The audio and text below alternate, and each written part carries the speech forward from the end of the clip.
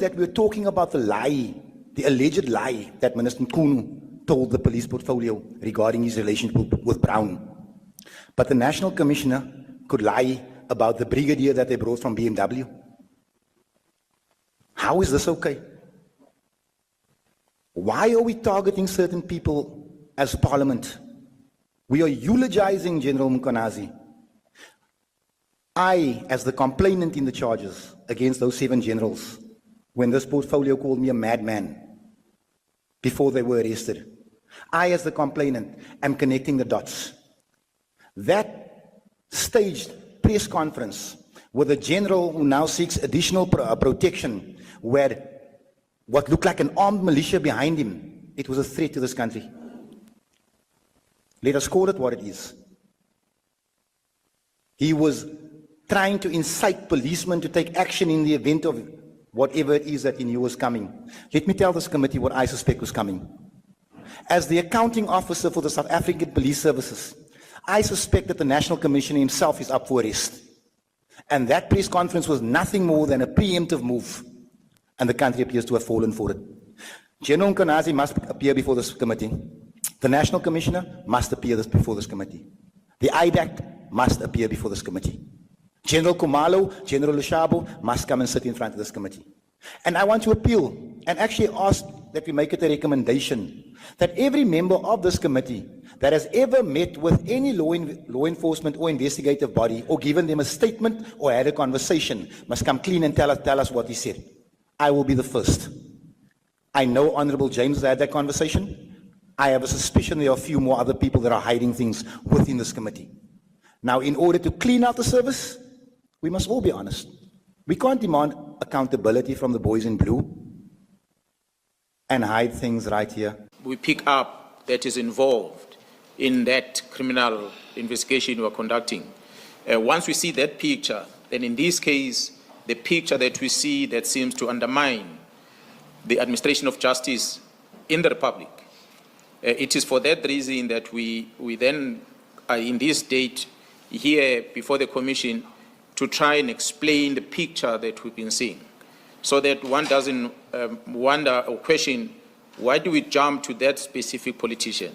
It is due to this analysis and investigation that we are conducting that brings us to these individuals, so that we can flag and see for the Commission to assist us whether our conclusion is justified or not.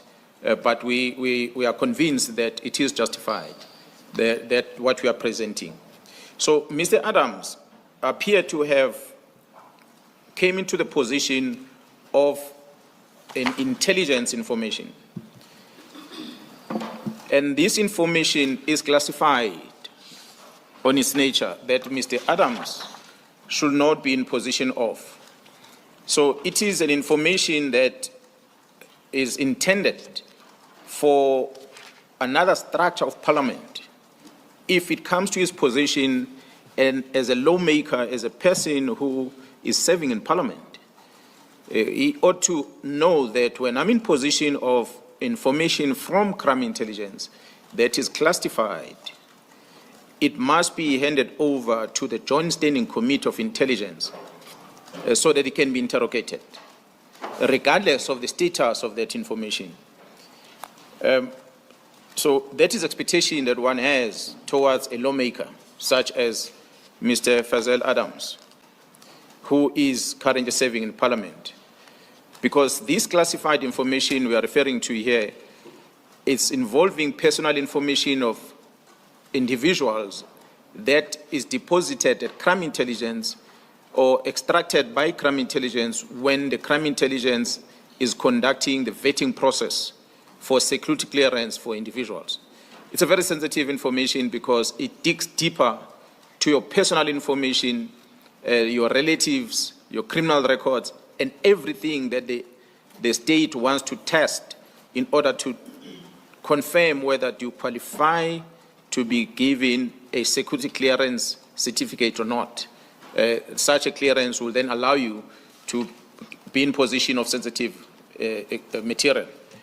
The same applies to the members of the Joint Standing Committee in Parliament. It is only those members of Joint Standing Committee in Parliament that are vetted and their information is in the disposal of this intelligence structure. And once they pass that vetting, certificates are issued to them. And that is the entry for those politicians to become members of the Joint Standing Committee. It is not open for everyone. So Mr. Adam, unfortunately, does not serve in the Joint Standing Committee. I do not know what is the reason that he's not part of the Joint Standing Committee. Perhaps that he might be able to answer himself. But in this regard, we know that he serves in the Portfolio Committee of Police, which is an oversight structure of government, and he's there as a public representative that holds us accountable on how we perform our function as a police on an open account of this that is allocated to the South African Police Service. But on the use of any funds on the secret account, the accounting role for that is within the Joint Standing Committee of Intelligence as regulated by the National Strategic Act of Intelligence that regulates how matters of state secrets must be handled, including the budget, resources, and otherwise. So Mr. Adam is not part of it, but recklessly he handles intelligence information not only within Parliament, but he takes it out to the public. Understanding your concern then, and you pointed out that he does not sit on the Intelligence Committee within Parliament. May I ask this of you, Ms. Sillo, to what term of reference does this testimony relate? It relates to the second part of what he'll be dealing with, which speaks to the concern about it's basically access to unauthorized information, and as a parliamentarian, dealing with that information in a manner inconsistent with the position he holds. But then it leads to the second aspect at 166.2, which is the use of that same information to abuse his seeming influence on the police structures at the highest echelons. That will then lead to, quote unquote, triggering a process through the Minister of Police to take certain steps that the general believes it's abuse of office and it interferes with the workings of the police. The chair will recall that when General Mkhwanazi started and explaining the various arms of government, of the police, he referenced crime intelligence, which though is located within the police, it is regulated in terms of the Intelligence Act. And it is the abuse he believes is perpetrated by some people. Maybe let's leave it. Okay. Perhaps at some stage, whether it's when you make submissions Indeed. or after all the evidence has been laid, we will see how the strings will be pulled together. I'm happy with that approach. But I've raised the question. Yes, it's noted, Chair. My question to you, General, was how then would you suggest this specific parliamentarian ought to have dealt with that information? Well, as a parliamentarian who is a lawmaker, it's a person that's supposed to know the law. The National Intelligence Act is the law that lawmakers must know and comply with. It would be expected that he knows that this information is an information that's supposed to be deposited to a different structure or an oversight body of Parliament, and so that it can be handled with sensitivity that it deserves. But unfortunately, he did not do that. And from paragraph 173 onwards, you deal with how you say Mr. Adams actually dealt with that information. Can you take us through that? Commissioners, as I'm outlining again here, I've said when I started, we investigate the picture emerged that calls for further investigation.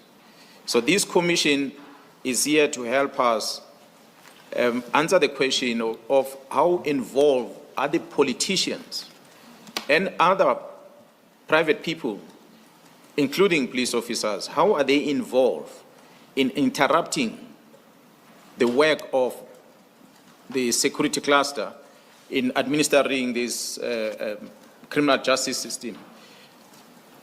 This is but one that you're going to see at the end, how Mr. Adams' action is impacting to the work that the team is doing.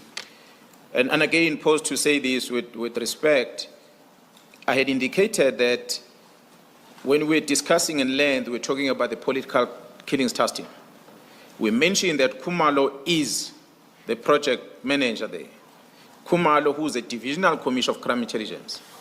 We presented that Khumalo at crime intelligence becomes aware about what's happening in Gauteng province, and he registers a case internal within crime intelligence that is running as a project inside crime intelligence that is in charge of.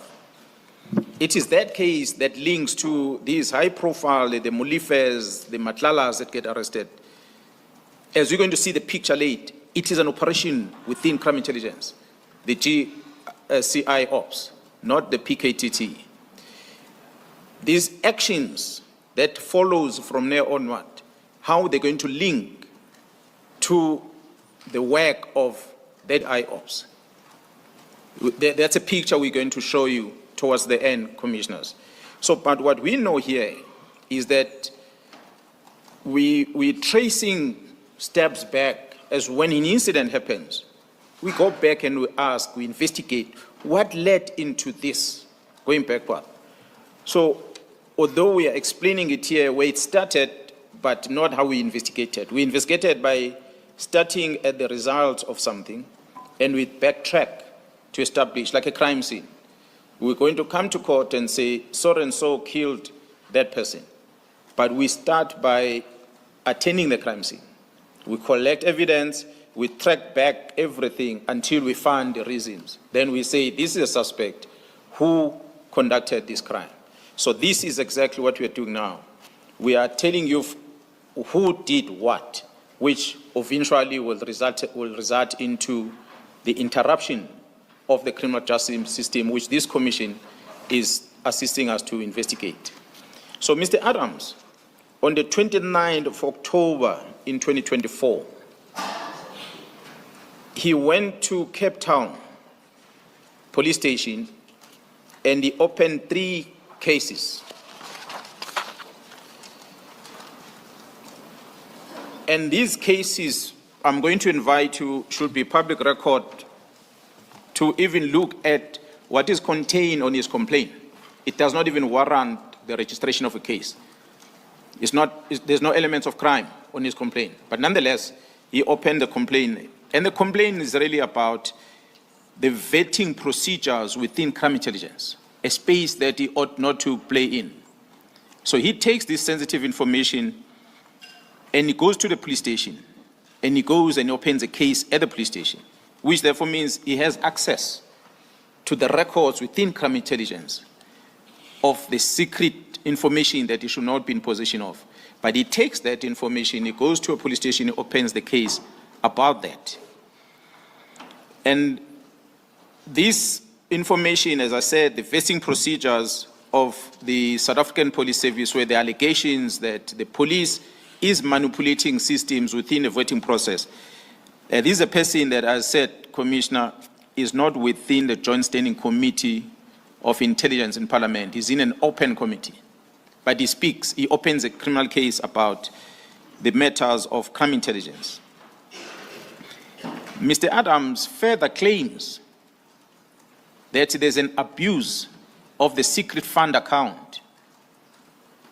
He does not have an oversight. He doesn't even know the budget allocated because he's not part of that committee. But he claims here that there's an abuse of the secret fund account at crime intelligence. So his accusation, his claims, allegation is that this secret fund account, these funds are being channeled to places where they're not supposed to go, including the procurement of vehicles for a political task team in KwaZulu-Natal. We demonstrated yesterday about the budgetary expenditure and everything from the team, where it comes from. But he claims here that this money from the secret fund account is used to purchase vehicles of the political task team. Surely, as a complainant, you will provide proof for this. I like to believe that as a complainant, you should be able to demonstrate that here's an evidence that this money was spent here for this resource. He further claims on his complaint, commissioners, that this political task team is a private entity that provides service to the former Minister of Police, Bheki Cele. That's what he puts on the documents, on the A1 statement that he deposited at the police station. He accused that the team is basically an armed force of Gerald Cele. That's his accusation.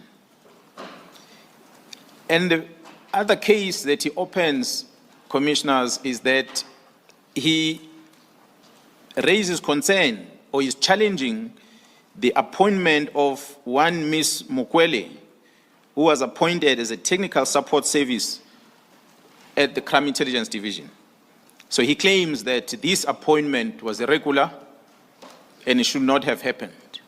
So these cases are registered on the 29th of October in Cape Town, 29 October 2024 in Cape Town. 2 days later, commissioners, on the 31st of October, Mr. Adams, he raised the same complaint and he lays the same charges, exactly identical, at Orlando Police Station in Johannesburg. 2 days later, 29 and 31, and these are records on our case files in the police we have. They can be obtained by the commission if you so wish. He complains that he raised these complaints to Gauteng, and they are registered on the 31st. 3 cases are registered in Orlando Police Station. 29, 31st. On the 1st of November, Mr. Adams sends an email directly to the Minister of Police, Mr. Senzo Mkhunu. He is complaining to the minister, and his complaint says that there are efforts to undermine investigation related to these cases, and therefore is requesting the minister to intervene. His email is attached as a reference that he sent to the Minister of Police. General, if I may assist, that email you reference at paragraph 176 of your statement, and that is MK 14, starting at page 265. That's correct. Thank you. You may proceed. So these are the timelines that I'm putting before the commission. The 29 October, 3 cases in Cape Town. 2 days later, 31st of October, 3 cases, similar complaint in Orlando and Johannesburg, some 1,500 kilometers other part. A day later, a complaint to the minister that the 2 cases or the 2 provinces where he registered cases, there's some efforts to undermine investigations. So he's got evidence that there's an effort to undermine investigation on both of these provinces. That's why he then sends a complaint to the Minister of Police. So it is interesting indeed to know that this claim that Mr. Adams presented in Cape Town, he claims on his email that he knows that there was an interception of the investigation and the docket had been intercepted. So I really don't know what does that mean? That you register a case in one instance, Commissioner, a complaint is a statement is deposited at 2 o'clock in the afternoon. the case is registered at 8 o'clock in the evening. But 2 days later, he claims an interception. Perhaps even by the time he claims, that docket has not even been allocated to the investigating officer. But he is already moving to another province to complain about it. So this is what he puts in a complaint to the minister, that there's interception of the docket in Cape Town, and he further claimed that he had been notified that the Gauteng Police Department had followed the same modus operandi as the Western Cape Provincial Commissioner and is interfering in the investigation process. So this is one man, a member of parliament, that is convinced that within the period he's opened the case, there's an interference already. And he leaves the one province, he goes to another one, he opens a case, 24 hours later he reaches a complaint that they are following the same modus operandi as Cape Town.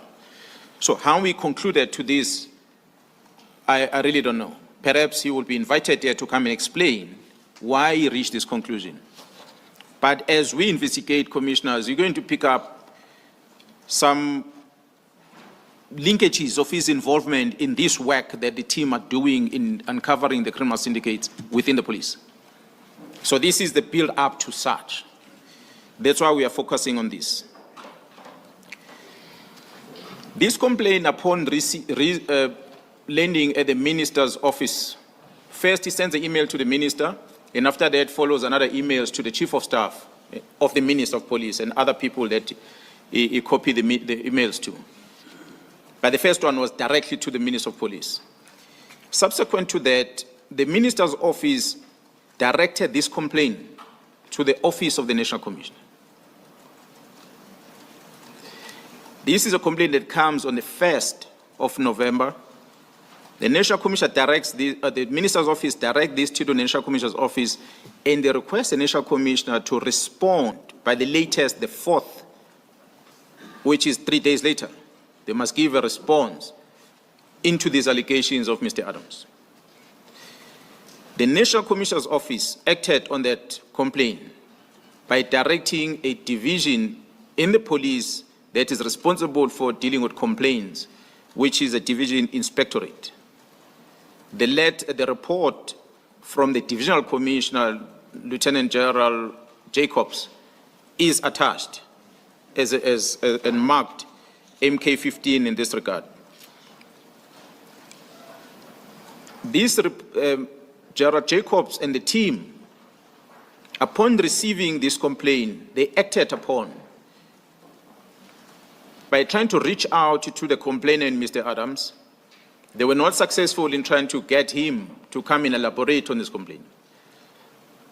And they read through the complaints and the dockets that he has registered at the 2 different provinces. They could not find anything that justified his complaint to say there was an interference with the investigation. And as a result, in their conclusion, General Jacobs, which is summarized in the report that is sent to the National Commissioner, of which the National Commissioner responded to the minister, was that the complaint of Mr. Adams was premature, and the police should be allowed to first investigate this matter, and upon the investigation, and maybe the further analysis can be done whether there is any interference or not. But the biggest problem on this is the fact that the complainant himself does not avail himself when he's contacted by the people who are now investigating his complaint. He does not avail himself to be engaged in order to form the basis of his complaint in this matter. This email from the Chief of Staff to the National Commissioner's office reads, and I want to quote it on record. Good morning, Major General Sebola. As I said, Sebola is at the office of the National Commissioner. But the Chief of Staff says, the ministry has received this complaint from the Member of Parliament. In order for the ministry to respond accordingly, please finish this office with a report in responding to this complaint and the details of the investigating officer who was assigned to investigate these cases. Your report is expected on Monday, the 4th of November at 1500 hours. So this is the timelines that are given by the Chief of Staff, who says the ministry.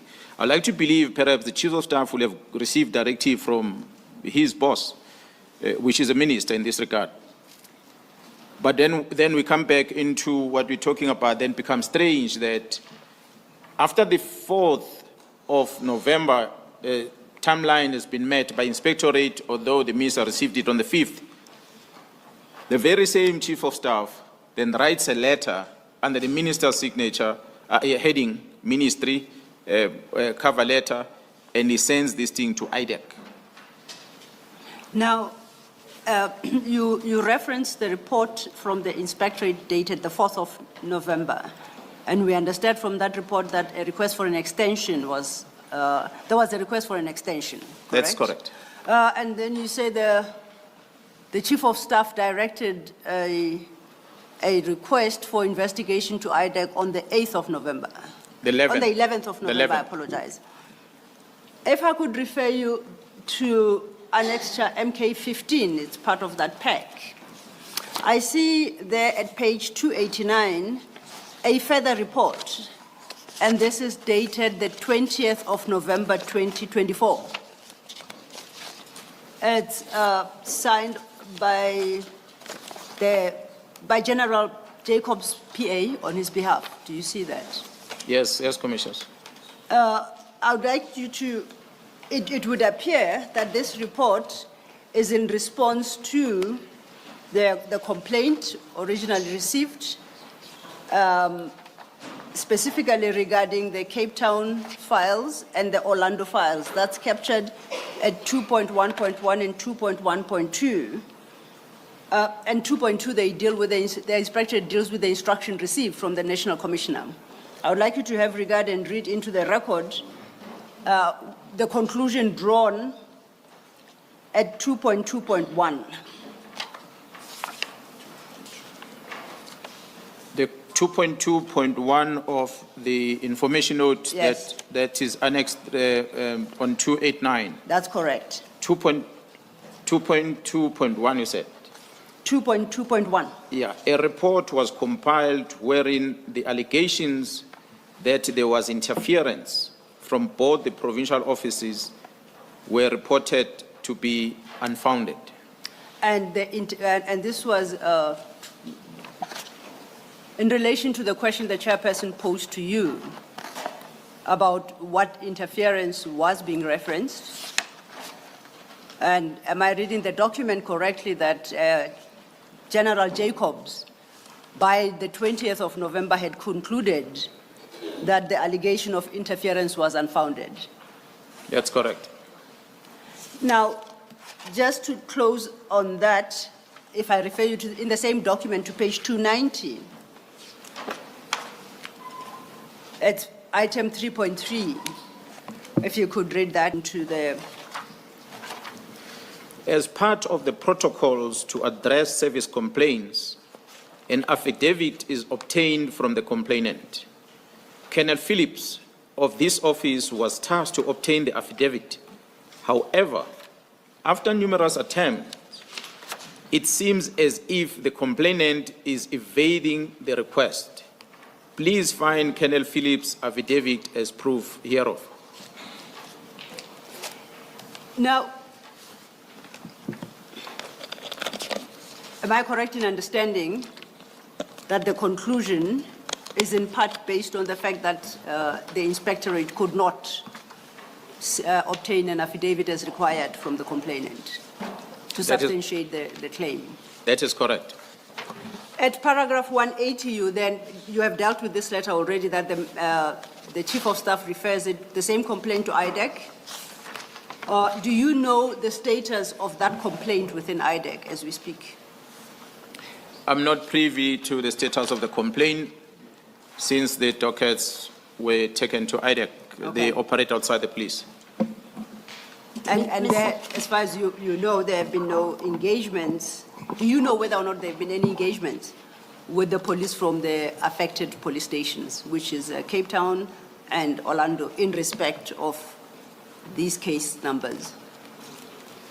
What I am privy to, Commissioners, is that